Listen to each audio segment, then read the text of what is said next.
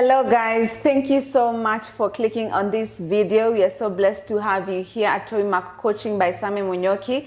If you are a returning subscriber, thank you so much for coming back. And if you're new, do consider subscribing because this is the only channel where you get educated, informed, and inspired.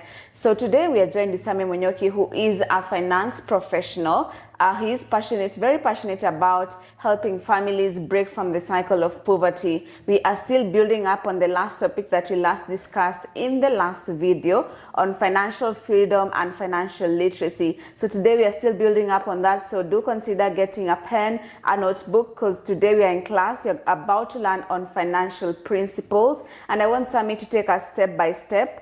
I want him to first start with defining what the financial literacy principles are, and then now go to the tenets of the various principles of financial literacy. My name is Grace Wangwe. I'll be the host for today, and with me is Sammy Munyoki. Sammy, thank you so much for allowing us to have such an engagement. Yes, thank you very much, Grace, for the introduction. As we said the other time, I'm so passionate about the discussion about financial literacy and financial freedom.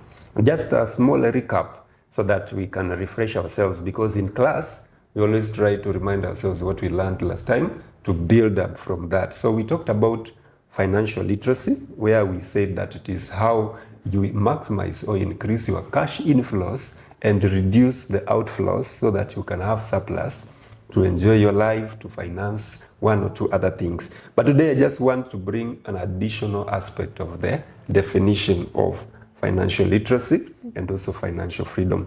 So maybe I just want to add something about financial literacy. Financial literacy is 4 things on how you manage your finances. So there is the aspect of understanding, there is the knowledge, there is the discipline, and the mindset. Okay. Now, just to expound on that, when you talk about knowledge, we gain knowledge through either study or being taught. Mm-hmm. And then we understand when we make an inquiry. If you want to understand something, you ask for a clarification, you seek to dig deeper. Mm-hmm. And then when I talk about discipline, the journey towards financial freedom mm-hmm. is not a one-stop shop. Mm-hmm. It's actually a process, it's a journey. And it requires discipline. Okay. If you are not disciplined, you will not enjoy financial freedom. Because financial freedom will come as a result of understanding, the knowledge, the discipline, and the mindset. Mm-hmm. How you have, the mindset is all about your attitudes, your decisions. When you think about money, what comes to your mind? Do you feel you are always broke? Do you feel you can make better decisions to improve your finances? So the mindset is all about the decisions that you make and the attitudes you have towards financial management. You see, now there is the aspect of making money, working hard to get money, generate income. Mm-hmm. But when you talk about the mindset, we are talking about what are your decisions, what are the attitudes, what comes to your mind when you hear about financial management. Mm-hmm. What comes to your mind, for example, later we'll be talking about budgeting. What comes to your mind when you hear about budgeting? The attitude. There are people who say, I don't need to do a budget. My money is so little. Why should I sit down to waste time doing budgeting? Just an example. Mm-hmm. That is the mindset and the attitude. Because discipline, if you want to achieve anything, look at even people in many other different sectors like athletes, guys who are doing sports. Discipline is key. Very key. For example, if I may give another example, the athletes we have in Kenya, Eliud Kipchoge. You know, this guy wakes up at sometimes at 2, 3, 4 a.m. almost on daily basis. To do what? To practice. So if you want to achieve anything in life, the aspect of discipline, very key. The mindset, very key. Understanding, very important. And knowledge.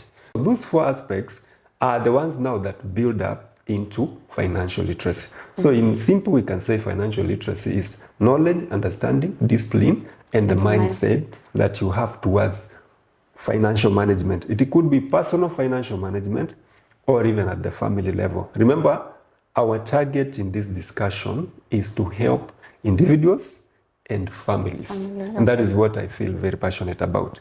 That I can be of help to both individuals and families on matters financial management. So that brings the aspect of personal financial management or family financial management. Why family? Family because maybe both of you are working or one of you is working. But the planning, the knowledge, the understanding, the discipline and the mindset will have to be for both of you. Because if, for example, one is not disciplined, then he or she will bring the other one down. Yeah. So you get to understand that. That's why I'm talking about families, because I've seen guys who are doing very well. Maybe the husband is doing well, but maybe the wife has decided, I don't care. So you realize these people are pulling each other down. But if both of you are on the same page in terms of the knowledge, in terms of understanding, in terms of the discipline, in terms of the mindset, you can be assured you are going to go far. So I felt it's important today to build up so that now that is what is going to guide us when we'll be talking about the principles. But also to add something about financial freedom. We mentioned the other time is just having enough cash to take care of yourself. But today we can add something and say it is financial freedom is the state where you have enough savings, investments, or in simple, you have enough cash flows to finance three important things. Number one, you have needs. So to finance your needs, to finance your wants, because we still have wants that we have to finance. For example, when you watch the TV, it's not a need. Entertainment is not a need, but it's a want. Although you'll find yourself that in the house, you cannot, especially for us in the town setup, you cannot stay without a television. So you'll realize that you need to pay for a few channels so that maybe you can watch soccer, or you can watch movies, or you can watch something that entertains you. Because, of course, as we talk about working and working, we also need to have something to help us to Rest unwind, to rest. So that's why we are saying to finance your needs, to finance your wants, and the third thing is what we call obligations. So, obligations are things that are must to pay, that are not just within your needs and wants. Probably you could have a mortgage. A mortgage is an obligation because you have to pay. You are obliged to pay. In other words, an obligation in terms of financial issues is something that you must pay for. If you don't pay for it, what happens? There are consequences. So, and then remember when we talked about wants, in other words, we can also say lifestyle. So financial freedom is a state where you can fully finance your needs, your wants, that is lifestyle for yourself and maybe your family, and also to be able to meet your obligations, which some of the obligations are like a debt which you have to pay. So that is the aspect of now financial literacy and financial freedom. So we can proceed to the principles now. And I usually categorize the principles into two broad categories. There are many principles, and if you study online, and many people have talked about this, you will realize that is a big list. You can have 7, some other people have talked about 5, other people have talked about 4. So, but in my research, I just categorize them into 2.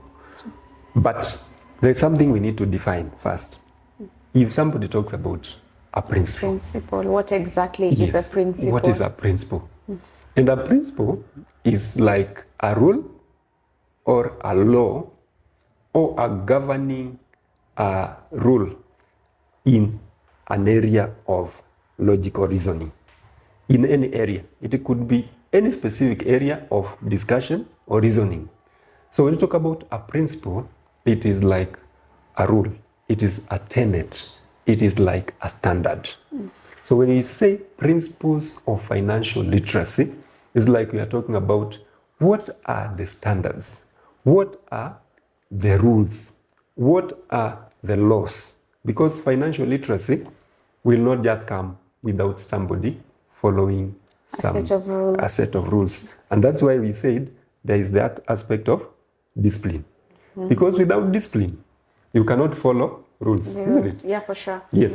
If you are not disciplined, you want to avoid any kind of rules or laws. And that's why people without discipline now will break the law because they don't care. But for you who wants financial freedom and financial literacy, there is a set of rules or laws or standards that you must follow. Hope that one is home. Yes. So guys who are watching at home, so what Sammy will be explaining to us are what are the rules that we should apply in our daily lives of managing our finances so that we can attain financial freedom.